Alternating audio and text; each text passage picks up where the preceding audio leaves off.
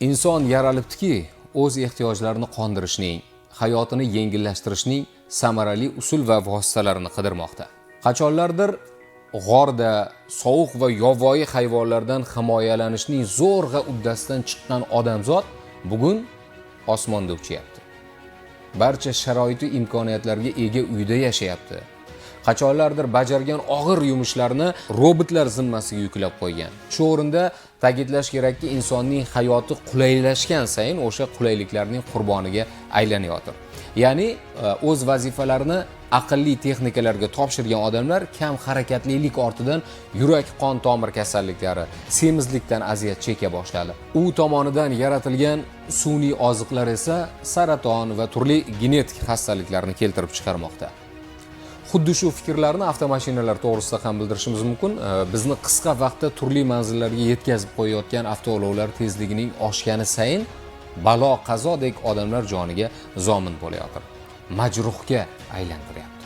Aniqrog'i kimdir ichkilik, yana kimdir tezlikni oshirish, boshqa birov esa yo'l qoidalariga bepisand qarash ortidan avtohalokatlarga sabab bo'lmoqda. Achinarlisi, bugun yo'llardan kimning nobud bo'lgani yoki og'ir jarohat olgani to'g'risidagi xabarlarni odatiy hodisadek qabul qilyapmiz. Quloqlarimiz ham ko'nikib qoldi bu mudhish xabarlarga. Bizga faqat bir narsa taskin beryapti. O'sha mashina ichidagi men emasman. Men va yaqinlarim qurbon bo'lgani yoxud mayib bo'lgani yo'q. Yo'l qoidasini buzayotgan haydovchi yoki piyodani ko'rsak, e'tibor qilmaymiz. Signal chalib, o'zini hammaning asabini chertayotgan haydovchiga duch kelganimizda juda borsa ichimizda so'kinib qo'yamiz. Tezlikni oshirgan kirakashga ehtiyot bo'l, men shoshayotganim yo'q deyishdan nariga o'ta olmaymiz. Yo'l qoidasini buzgan haydovchidan yo'l harakati xavfsizligi xodimi tushuntirish so'raganida biz qonun posboniga emas, yolg'on gapirib bo'lsa-da haydovchining yonini olishga chog'lanamiz.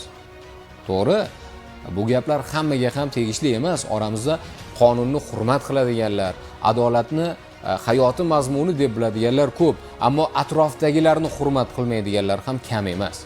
Bu gapimga qo'shilasiz deb o'ylayman.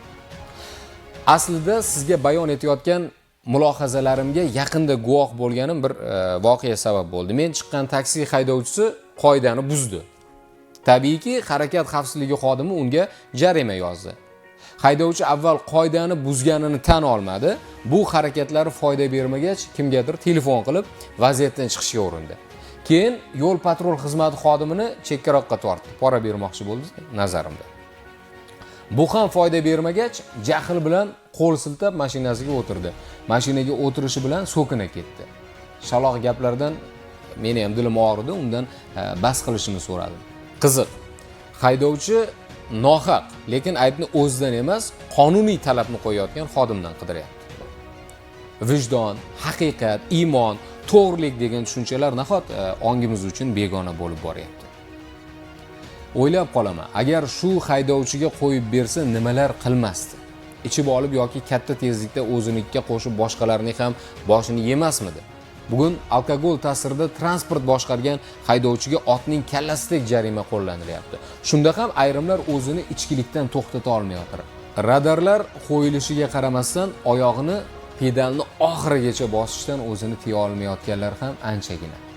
Ayollarni mast holatda transport boshqarayotganiga nima deysiz? Yo'l qoidasini buzib, ayollik pardasi ortiga berkinmoqchi bo'lganlar, nahot sharq ayol to'g'risidagi qarashlarimizni o'zgartirish vaqti keldi. Shunday ekan, yo'l harakati xavfsizligi xodimidan o'pka gina qilishdan ko'ra o'zimiz qoidalarga amal qilsak ma'qul emasmi? Bir zum ko'z oldimizga keltiring. Yo'llarda yo'l patrul xodimlari yo'q.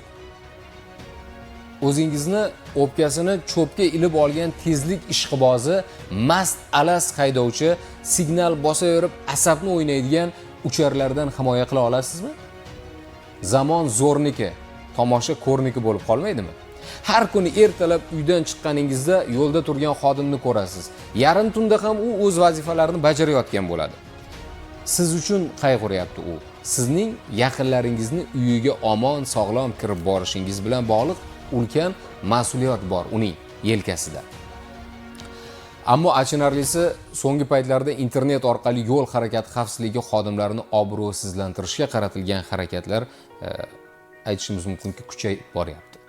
Kimdir yo'l harakati qoidalarini atayin noto'g'ri talqin qilish yoki tushunmaslik ortidan bu ishga qo'l uryapti. Hatto yo'l patrul xizmati xodimiga qarshilik ko'rsatishga oid tavsiyaomuz materiallar paydo bo'lyapti.